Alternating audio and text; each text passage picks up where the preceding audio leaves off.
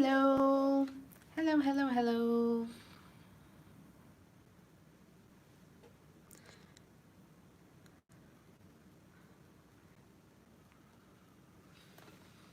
Hey, everybody. I'm just trying to fix some settings here because I look super white right now. Mm, no. Hello, hello.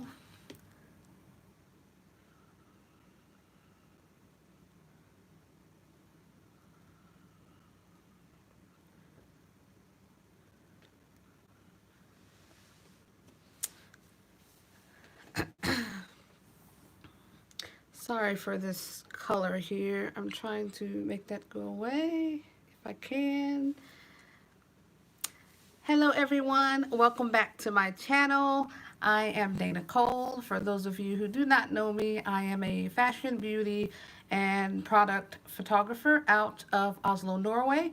And today I wanted to try to do something different. Well, I wanted to test out this YouTube live function with you guys because I thought it looked interesting.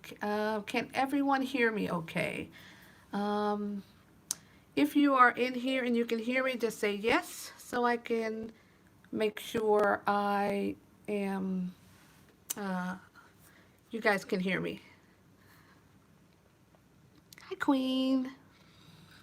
Perfect. Okay. So, yeah, I wanted to test out this live YouTube function and just come and chat to you guys. Perfect. Perfect. Great that you guys can hear me. Um, so today's topic is going to be about, well, first off, last week I posted on my Instagram and I posted on Facebook asking what type of topics would you guys like me to talk about, and creative shoots and stylized shoots and how I do them, how to set them up, etc. Came up in most of the responses that I got. Okay, well, not most, but quite a few. That's the one that came up frequently. So I decided that would be a good topic to start this Thursday talks with you guys here on YouTube. So that is what we're going to talk about today. How I set up, excuse me, how I set up creative shoots and stylized shoots. And I'm going to walk you guys through my process of how I do this, okay? And just so I stay on topic and this does not go on for very, very long, I'm going to talk and discuss how I do things first, and then at the end we will have a Q&A. So then you can ask any questions you have based on anything I mentioned, or if you just have general questions of your own, and we'll save that to the end so I don't get too sidetracked, because I can get sidetracked sometimes. Okay, so yeah, like we said, today's topic is going to be creative shoots and stylized shoots, and how I go about setting those up. Hi, Marty. Okay, so my first step, and I wrote myself notes so I can, can remember where I'm at and so forth. Okay, so my first step to when I'm setting up a creative shoot is the idea. Sometimes, yeah, the idea. Sometimes the idea is hits me pretty bang on, and sometimes it's a little bit mudded to where I need to build on it more to where it actually makes sense as a shoot. Um, so you always want to start with an idea. Sometimes for certain jobs, excuse me, not certain jobs, but certain people, clients, or models, the model or the client comes before the idea. Specifically with clients, if you're a portrait photographer and you want to start doing creative shoots or stylized shoots with your clients, then in your case, the client and their look is going to come first before the idea, because then you know what they look like. You know what, hopefully, you know what type of look at least an idea of a look of how you think they may it may fit with them, etc. And then you can build on top of that. However, like me, if you get your ideas first and you work more with models and so forth like that, you're gonna have your idea first and your model's gonna come next. Okay, so based on if you're shooting with models, you want to have your idea first. Um, Number two is going to be then choosing your model that fits the, the specific idea that you have in mind. Me personally, I find models through model agencies. Sometimes I find them on Instagram, but generally it's through the either the agencies or Instagram is where I find the bulk of models that I particularly work with for creative shoots and for job shoots.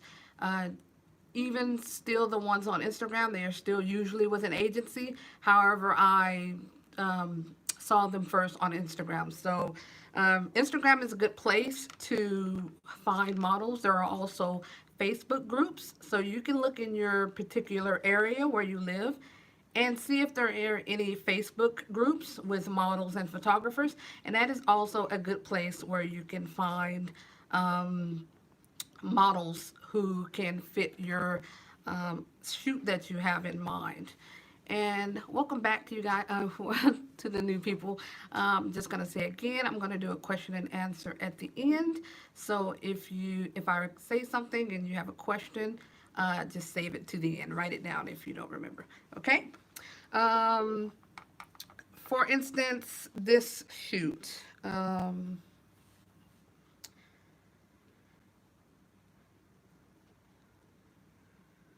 So this shoot here. Um, oops. Okay, hopefully you can see it. So for this shoot, I did it. I had the ideal first. So the ideal or the prop first. I made this headpiece. Hopefully you can see it. Yeah. So this particular shoot started with the headpiece. I made the headpiece. I had this crown that I wanted to photograph, and then I um, made the headpiece, and then I had to find the model who was going to um, photograph, who I was going to photograph for this shoot. And this turned out to be her. Um, so in this case, the headpiece came first and then the ideal on how to add and build pieces with it that were going to fit. Yeah. Okay. So, getting back to my steps. So, number one starts with an idea. Number two, find your model. Find a model that best fits your ideal, who you know is going to be able to do the correct poses, do the correct expressions, etc. Because if the model can't deliver on your idea, then the whole thing is not going to be as great as you are going to want it to be. Okay, number three is going to be, for me, number three is choosing my styling team. So I have my ideal, I have my model, and now I need to choose my team. And that usually for me includes a makeup artist and a hairstylist. If it's, since most of my creative stylized shoots don't border too much on a whole lot of clothing, I generally won't work with a wardrobe stylist. I generally save them for editorial fashion work because they charge usually quite a bit of money. So I save them for things like publications, etc. Um, but if it's, yeah, just like a creative shoot or something I want to do for myself, generally I might style it myself because I do have that experience and I do know a few designers who I can ask to borrow clothing from. And if you have these type of network and connections, you can try that too. There's always new designers like on Instagram, new designers on Facebook, and you can always just easily contact them and say, hey, I'm doing a shoot. I like this piece that you have, and I was wondering if I could borrow it for a shoot. They may say yes, or they may say no, but it never hurts to ask and show them what you're trying to do. Okay, and as far as picking makeup artists, um, makeup artists are some are really good at wedding or like wedding portrait stuff as well as fashion beauty stuff. So you want to pick your makeup artist who you know who can deal and work with lighting for beauty, fashion, editorial, creative stuff versus just doing wedding stuff, because there is a difference, and you yourself need to know that difference, as well as for sure your makeup artist should know how to do um, the makeup for different types of studio lights or natural light, etc. So having a good makeup artist and having a good hairstylist who can do the hair look you're going for. Your team is very vital, just as important as the model. I would say the model is a little bit more important because she's going to be the one in front of the lens and camera, etc. But your styling team is also very important. So make sure you choose those wisely. And this is the order I go in, okay? Number four. So once I have my model, I have my styling team, I have my idea, then it's going to be shopping for the fun part, shopping and sourcing for props, location, etc. Location can also be done when you're doing your idea, because sometimes you can be somewhere like at a beautiful garden and all of a sudden you're like, oh wow, I would love to shoot here. So location can also be with ideal number one, and again model can also be there too. But if they do not go in that order, they go in this specific order I'm going in now. It's going to be shopping for props. So again, with this shoot here, going back. So with this shoot here, I made the headpiece, and then I made the neck piece. The dress and the gold I forgot what you call that stuff. The gold stuff, gold leaf, and then the branches in the back with the white leaves. This is some things I had to source and I had to put together so that it made sense with the overall look and feel of this shoot. The dress I already had, the gold leaves I already had, and you can see she also has some here on her hands as well. But the branches and leaves I also already have, because me personally, I just like to buy a lot of stuff and it sits in the studio until I might need to use it. But if you aren't like me, a hoarder of props, this is where you would go out and buy, source clothing or loan, get borrowed clothing, props, etc. in the back to really start making um, your vision come together on this shoot. And this is where I would do that. So again, we now have idea, model, my styling team, and then I start really putting the shoot together with my props and so forth. Okay, so okay, so that is basically the start, the how my shoots come together in the start. After that, basically is the shoot day. So on the shoot day, actually, let me go back up to when I'm getting my styling team together, because I feel like this is important. When you're getting your styling team together, your makeup artist, hairstylist, wardrobe stylist, set design, whoever all is going to be involved in the shoot. If you all can't get together face to face, which sometimes happen, we're all busy, so it's really difficult to get people together multiple times at a specific time to talk about things. So generally what I do is I send everyone a mood board, or at least pictures. I don't do too much mood boarding as I used to. Like, let me show you some of my early mood boards. Okay, so this is a mood board. So basically, it's a bunch of pictures. You can have them. You can have it very very what's the word I'm looking for? You can have it either light like this or what everyone knows what they're going to do. So here, this is how I wanted the hair to look, and and then this is how the clothing was going to look. So you can have them very detailed or not very detailed. Here's another one.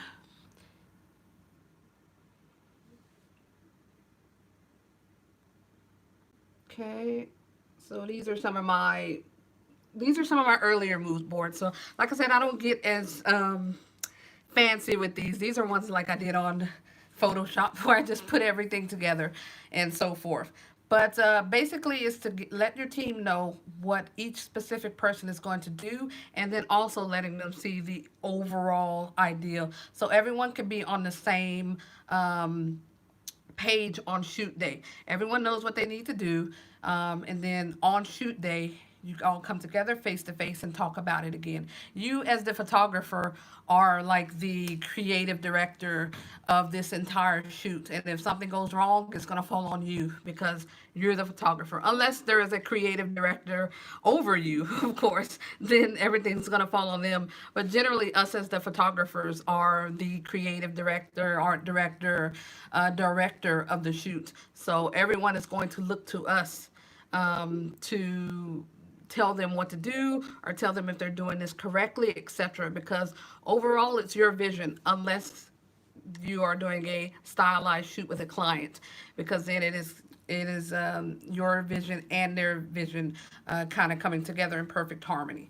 But if it is like creative model shoot for yourself, then everything is going to fall on you, and it needs to be how you want it. Okay, so yeah, when picking your styling team, mood board.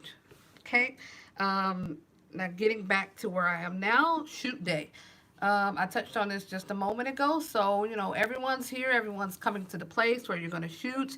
Again, I personally go over the mood board or the reference images. Right now, I just do reference images. So I send a few images to the makeup artist. I send a few images to the hairstylist, to the model, and then I give a overall images of how it's all should kind of look. Sometimes I do things where I can't necessarily find pictures of how the end result is going to be, which is okay. Just kind of give them bits and pieces so they can put together in their mind and imagination of how you're seeing everything. Okay, and that works well. So that is something I would harp you to do. Just make sure everyone is on the same page, because people have different ideas. Like if you said, we're going to do a shoot with a red balloon and a model wearing all red. Okay, you can have one vision in your mind of how this is all going to look, and then the makeup artist can have something totally different in her mind, and the hairstylist can have something totally different in their mind. And then you all come together and do your own thing, and then it ends up not looking how you thought it was going to look in your mind. So it is good to give reference, to show reference images, drawings. If you can't find any images, if you can draw, you can draw it out. So everyone is on the same page. Okay, that is very important. um, and we're pretty much almost done, so okay, so yeah, shoot days. Like I said, go over everything with the team before you start. While they're doing makeup, hair, you're setting up your lights. You're doing the final finishing touchings, putting everything all together. That's what I generally do. And while the styling team is working, they call me over here and there to look to see how everything is going. And I say, yeah, it's looking great. It's looking exactly how I wanted it to look. And then we do the shoot. And the last bit of this is after you do the shoot, me personally, before when I'm having the ideal, the first step, I already generally know how I am going to have the coloring, the overall finished look to look, the finished look of the image to look like, the color grading, etc. I generally already know this in the beginning. Sometimes I do not, so sometimes I might get in Photoshop and play around with the images a little bit. if the particular color I had in mind doesn't look as I thought it would, then I will kind of play with it a little bit. Um, so for me, I generally have it in the beginning, but if you don't, it's okay. Once you've done the images, then you can hop in Photoshop and, figure out a different color grade, figure out the color grade you want for that particular set. Like this particular image. So for this look, I wanted something. The ideal for this shoot was to do something that makes people go, "What? What?" And my ideal for that was have her wearing a pancake hat. And as you can see, she's wearing a pancake hat.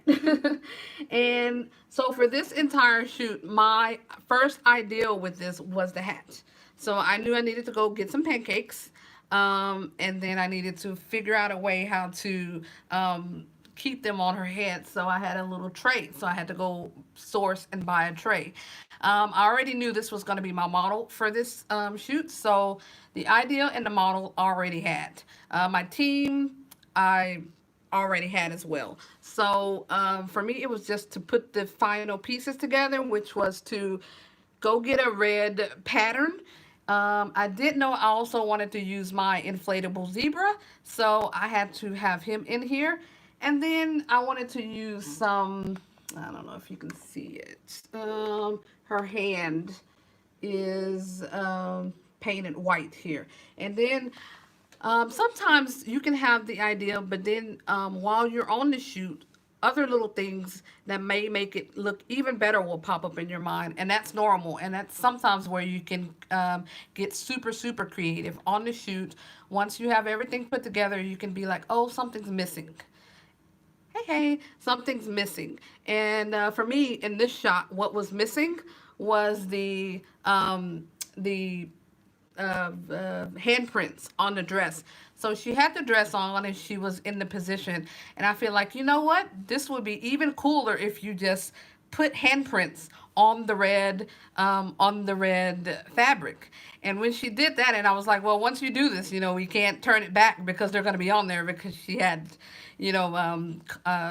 costume paint, which was going to be really hard to get out. And when she did it, and I was just like, yes, yes, yes, yes, that is exactly what was missing. So, and that's also what happened with here, because I did not intend to have the white leaves in these shots. However, when everything was put together and she was there, I just had the branches and I was like, well, what if we put these white leaves on the back there, and then pow moment. So sometimes you can have everything situated, and when you're on the shoot, something will just make you want to take it to the next level, the photos, and if you have it on hand, then that's even better.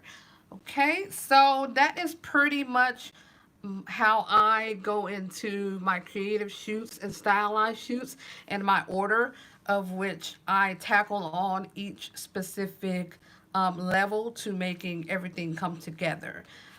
So now we are going to just ask, I'm going to take this over to question and answers. So if anyone has any questions on what I've just said, then you can ask them now. Any questions?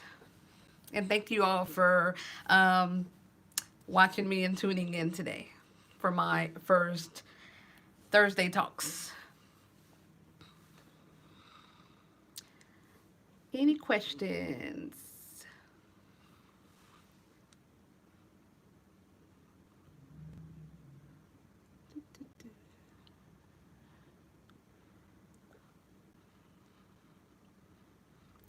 Questions. Are you using an app for your mood board? Um, um, JBMS. No, I don't use any apps, but there is an app on the App Store, and it might be on Android also. It is called Mood Board. I did download it once, but it was a little bit too it felt a little bit weird to use, so I didn't continue using it. But that is an app for mood boards. So I believe it was called Mood Board. So that is one you can check out if you're looking for an app. Lately, I just use Pinterest. So I will make a private Pinterest board for the members who's going to be on a shoot. And then I just send them the email address, and then they can just view the images, the reference images, hair, makeup, overall look, wardrobe, etc., on the Pinterest board. So it's all there. Yeah. Yeah, yeah, Pinterest just, it just makes it so much quicker and easier because you can just pin as you go along as well. Because when I used to do those mood boards that I showed you guys earlier, it was through Photoshop. So everything I put on there was just on there. If I was going to change something, then I would have to go back to Photoshop or just, send them a picture to add it. But yeah, Pinterest just makes it so much easier. You pin what something that might spark your eye a day or so after you pin the main stuff and just say to your team, hey, I pinned this new photo to the board, so check it out because maybe we want to change it and do a little bit more like this. So yeah, Pinterest makes it much easier. Um, do you usually bring one model or more than one for a stylized shoot?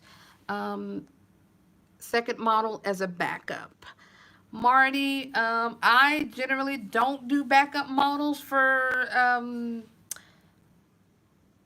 stylized or creative type of shoots, just because, like I spoke earlier, um, generally the model I chose has a key component for that particular type of shoot, and I feel like if I and then again, I work with agency models, so it has to be okayed with their agency usually that they shoot with me. So putting a second model on hold isn't the easiest, but yeah.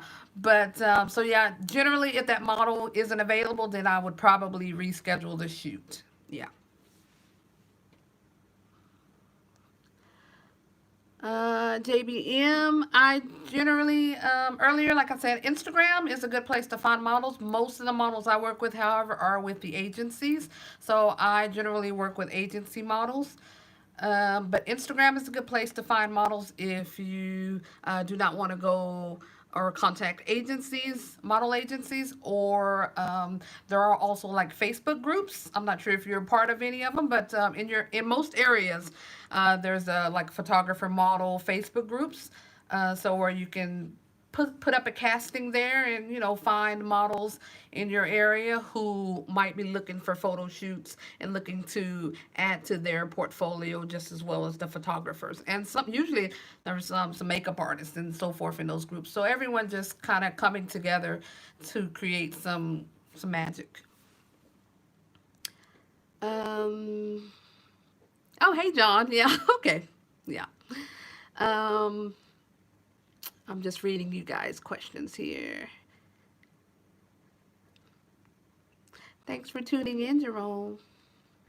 Yeah, John. Yeah, mainly I just use it. It makes it easy for me because the agencies here, I have a good relationship with them. So I'll just contact the bookers and say, hey, I want to do this photo shoot, and then I show them my board, Pinterest board or whatever, because with model agencies, they are going to want to see, what do you want to shoot with their model and see if it's something that the model can maybe use in their portfolio.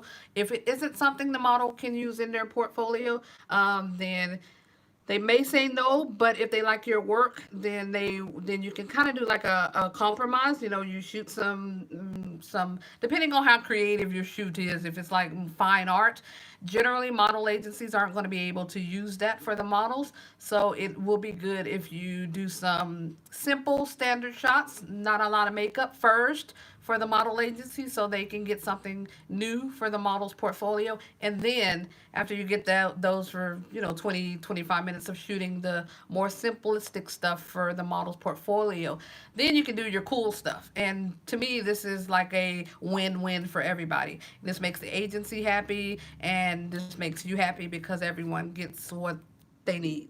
Okay. Um, just scrolling up. Now, using agency models, do you have to pay or is it to build their portfolio? I have, only time I've had to pay model agencies is when I'm doing something like for my magazine or doing something for like a job. And if it's for a job, then either it's a job for me or it's a third party client job. But doing creative shoots, doing portfolio building shoots, I've never had to pay a model agency for a model. No. Um, hey, David. Do you have a goal for how many personal shoots you like to do in a given period?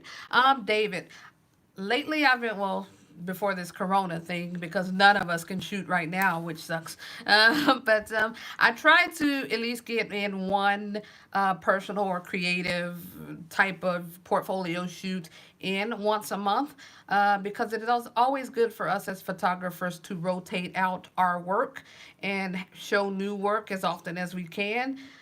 So I aim for one, but if I can do two or three a month, that's cool also. Yeah. Um, where do you source your props? Good question, Moxie. So I source props everywhere, and if you guys are friends with me on Facebook, you guys know I'm always posting new little stuff I get here and there from many different places. One particular place I really like is AliExpress. Um, it's like clothing stuff because I'm also in the process of doing a photo coffee table book. And a lot of the styling for the works that are going to go in this book, I'm styling myself. So AliExpress is a good place that I get clothing, gowns, dresses. They have some really cool stuff on there, and it's pretty cheap. And then there's Wish. I don't necessarily get clothing off of Wish, but I'll get like accessories, like necklaces, hats, earrings, because some of the stuff on there is just ridiculously cheap. I'm talking like, let me see, 2 weeks ago I bought like four pairs of earrings for under $12. So and they look nice. So Wish is a good place. AliExpress is my favorite place. There's eBay. I don't buy too much on eBay, but sometimes I get a few things on there. There's also Etsy. Etsy is a good place online to buy. And then there's because I'm in Norway, so there's no like real thrift shops. There are a few thrift shops here, but they're not like how they are in America, where thrift means thrift, like you can get super cheap stuff. The thrift stores here are still pretty expensive, so I don't go to those that often. And when I do, I don't really find like any good bargain deals. So I shop a lot for props and so forth online. And like I said, my four main ones are going to be Etsy, AliExpress, Wish, and eBay. Yeah.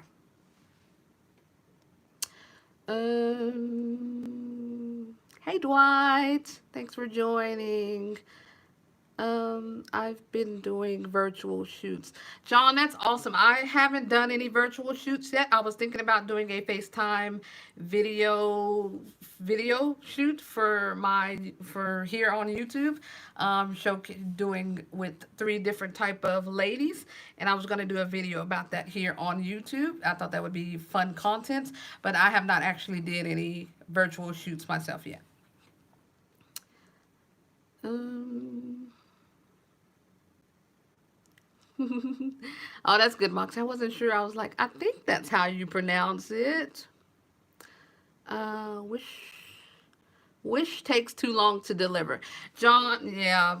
Wish AliExpress, they're all about the same. Well, at least from me here in Europe, before this Corona thing hit, I could get things between 2 to 4 weeks, generally 2 to 3 weeks, with Wish and AliExpress, because they get the stuff from like China, Taiwan, over in Asia. So for here in Europe, it would take it about 2 to 4 weeks, average 2 to 3 weeks to reach to me. But yeah, in America, to America, it could probably take a little longer. Hello. Hey, Mike. Stefano. Love your works, videos. Do you have any advice find on how to find a creative team if you are abroad, traveling? I am always shooting. Always struggle to find models and stylings. Okay, that's a good question, Stefano. So if you're a traveling photographer, because I have a lot of friends who travel, Instagram is a good place for you to build up your networking. You know, if you're in an area, and also Facebook groups is also good as well. Let's say if you're going to be in, um, uh, I don't know. Let's say you're going to be in Paris and you're looking for a team there. You can try Facebook groups and look in Paris photographers, Paris photographer model groups, and then you can ask in there. Or you can go to Instagram as well and type in the keywords Paris stylist, Paris photographers. You can look at other photographers also in Paris and look at their uh, the descriptions on who their stylist was, and then you can contact them that way. If Paris stylist doesn't give yield you many results, you can always do this way, or you can just specifically ask photographers in the area you're going to be in. Just send them a DMs, just send them a message and say, hey, I'm going to be in your area and I would love to do some shoots while I'm there. Would you recommend any stylist to me? Most of us are pretty friendly. We're going to answer you. We're going to say, yeah, I would recommend so and so. So don't be afraid to reach out to other photographers or makeup artists in the area if you don't want to reach out to other photographers. Makeup artists in that area and say, just ask for recommendations. But I have found success doing it, like I said, if I'm going to be in an area, just typing in Paris stylist, Paris makeup artist, etc.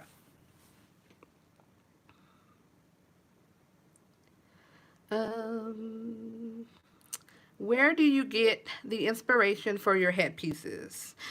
Okay, Moxie. So that just depends on what I have on hand. Like I can be like with the crown piece that I showed you guys. I'm just gonna pull it back up.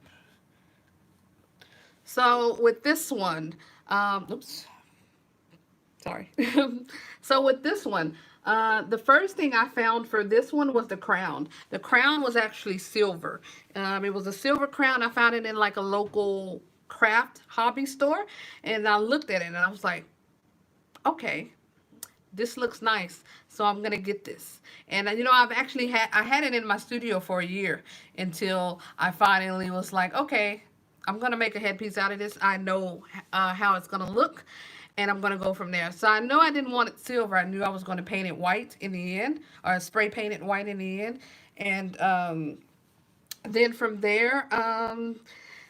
It's difficult to say as far as where I find inspiration because I really find inspiration everywhere. So I knew I wanted butterflies on it because the day before, I was like, I'm going to just sit down and make this headpiece and finally make this headpiece. There was some butterflies outside, and then I remembered, oh, well, I have butterflies that I got off of Etsy in my studio. They were purple, but I did not want them purple because then that wouldn't have fit overall with this look. So I spray painted those the same color as the crown. But initially, I knew for this headpiece, I wanted the colors to be white. Like a beige, not completely white, like an off-white beige, and it was going to have gold. So I started with the crown and then my color scheme.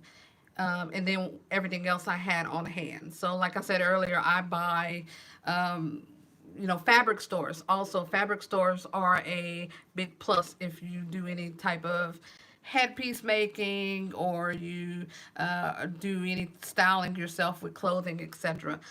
Fabric stores is a place I live in. I find so much stuff at the fabric stores. So I hope that answered your question. um, this is great. Oriental Express is a good place for props.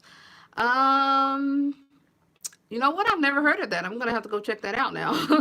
Maybe another place for me to spend money I shouldn't be spending. Let's see. Do you plan on doing a workshop in the near future? Jerome, what type of workshop? Photography workshop? Headpiece workshop? I'm not sure. Um, if I send you my products, would you take some photos for me? Loved the video you did on the lipstick. Mike T. Yeah, I can do that. I mean, I do product commercial photography, so yeah, you can message me about that if you would like. Jerome, I don't have anything planned as of right now. You know, everything's up in the air. You know, we still really can't get too close to each other right now, so many of us aren't even shooting. But hopefully, um, it's something I've thought about. But if I do one, it would probably first be here in Norway, so that might be a bit far from you. But um, it's something I'm thinking about, but no set dates. Could you talk about how you use your personal styled shoots to help you get new paid work? Um, it is it is as simple as potential clients seeing the images on your social site. Okay, David, so you hit a good point there. I do use personal creative shoots to get new work because I find clients, I found past clients like the work they see in my portfolio because of the colors, because it seems out of the box in them. However, that is not usually what they hire me to shoot. So they like my creativity, but they usually want something more simple. So if you can kind of, you know, I use my creative and my personal shoots to really show what I can do, to really just release that creativity that I have in there, those ideas. But generally, again, the clients will hire me. Like, I did a super colorful shoot last year, I believe, last year or the year before that. And a client liked it, but that is not what they wanted me to do. They was like, "Oh, your use of color is fabulous, and here's what I need you for." And what they needed me for was just plain white background, model, and hair, and that's all. That's exactly what they. Sorry for the light, you guys. I'm trying to. I can't. I look so white right here. So yeah, they wanted me to shoot something very simple, very basic. However, they liked me and they booked me because they saw creativity and other stuff I did. So I would definitely say use your personal shoots to just, you know, do whatever to your heart's desire and then show the best of that work because that is what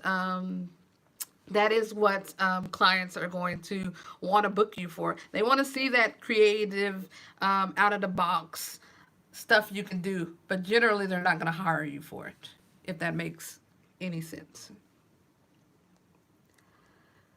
Um, what do you think about shooting without too much foundation makeup in order to have the skin texture much visible? I hope you understand. Um, Trollic, I think that's the name. Um, that more so plays on the makeup artist that you're working with because a good makeup artist should not be caking on the makeup, so that your client or your model no longer has any pores or it looks caked on. So depending on the person's skin, like, you know, some models and some clients have really good skin, so a makeup artist doesn't need to put on a lot. Like my last shoot I did, I'm gonna show you guys. Um, one second. This model here. Um,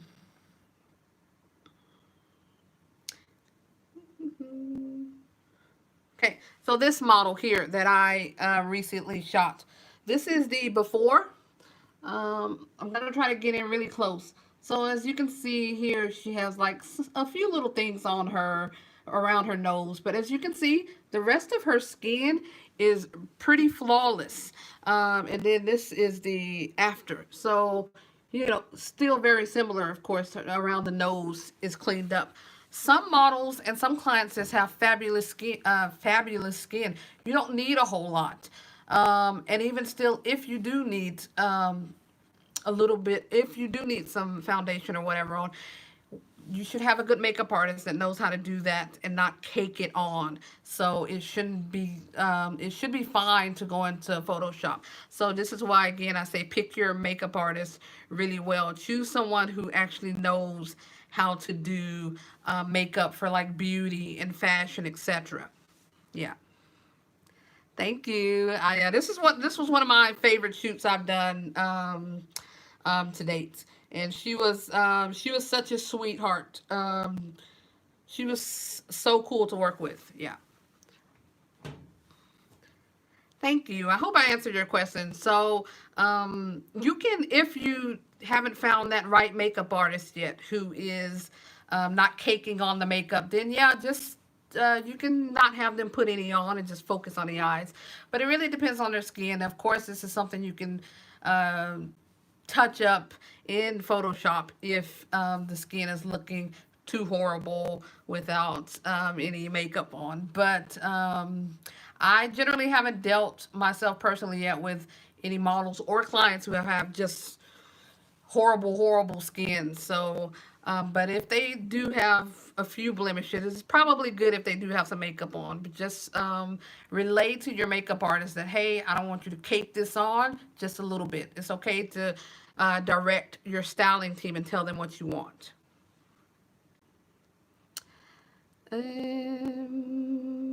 Questions coming. Let's see. Yes. Thanks, David. Or you're welcome, David. How did you get your first paid client? Did you use marketing or social media advertising? My first paid client. Oh, that was a while ago. I don't think it was social. It was before like Instagram. My first paid clients was before Instagram.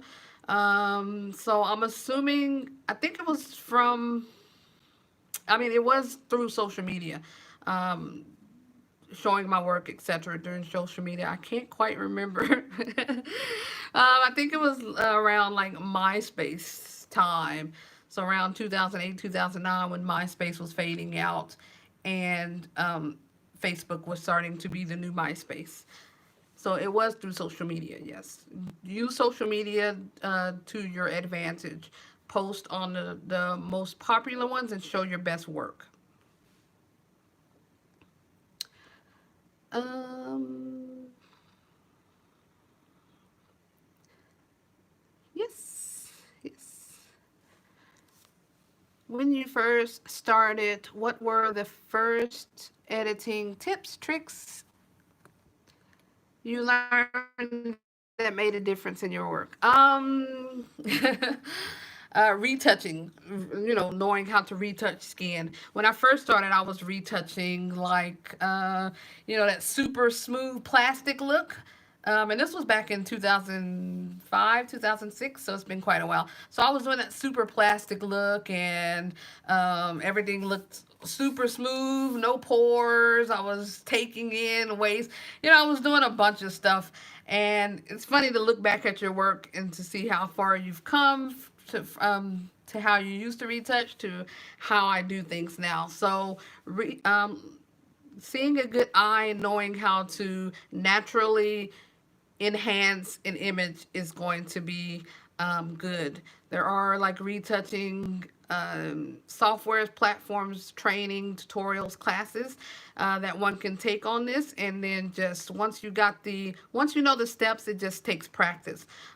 So it took a while of practice, but it's part of retouching is kind of part of our job. It's a separate job, but it makes everything flow together. So if you know how to do it, that's great. If you don't know how to do it and you don't really want to learn it, then of course there's retouchers to help you out and so forth like that.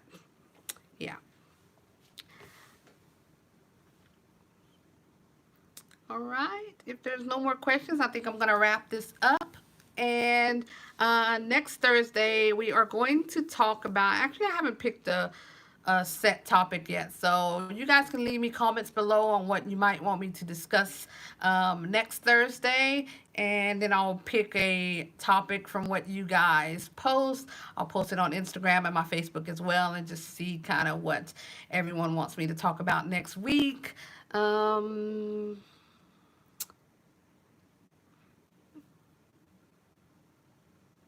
yeah. So that is going to be it for now, you guys. Thank you guys for tuning in to my first Thursday Talks Live, and we will be back next Thursday with another topic, which I will, again, like I said, I'll probably announce before Thursday, but I'll let you guys know what it is. All right? Thank you guys. If you have any more comments, you can leave them below, and I will answer them if I did not see them now. Okay? Bye bye.